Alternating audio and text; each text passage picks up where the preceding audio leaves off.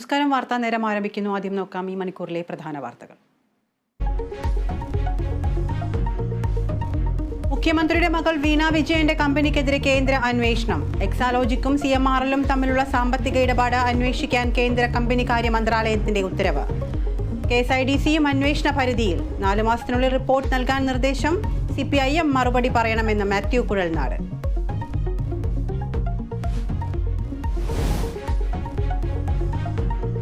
India മുന്നണിയിൽ പ്രതിസന്ധി. യോഗത്തിൽ നിന്ന് മമതാ ബാനർജി വിട്ടുനിൽക്കും. നിതീഷ് കുമാറിനെ കൺവീനറാക്കുന്നതിൽ എതിർപ്പ്. സീറ്റ് ധാരണ വൈകുന്നതിലും പ്രതിഷേധം.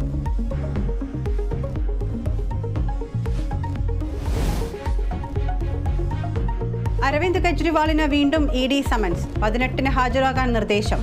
കെജ്രിവാളിന് സമൻസ് അയക്കുന്നത് 4ാം തവണ.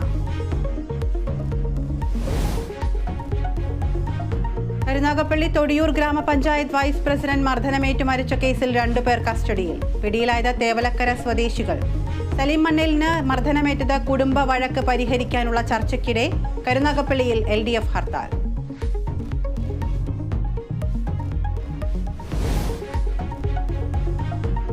മകരവിളക്കിനൊരുങ്ങി സന്നിധാനം. തിരുവാഭരണ ഘോഷയാത്ര പന്തളത്തു നിന്നും ഉച്ചയ്ക്ക് പുറപ്പെടും. മകരവിളക്ക് തിങ്കളാഴ്ച.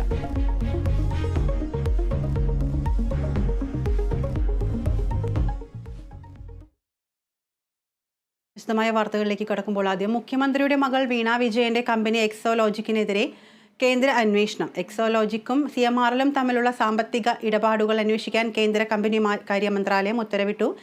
KSIDCയും അന്വേഷണ പരിധിയിലുണ്ട്. വിവരങ്ങളുമായി ആന്റണി ജിസ് ജോർജ് ചേരുന്നുണ്ട്. ആന്റണി, എന്തൊക്കെയാണ് വിശദാംശങ്ങൾ? ഈ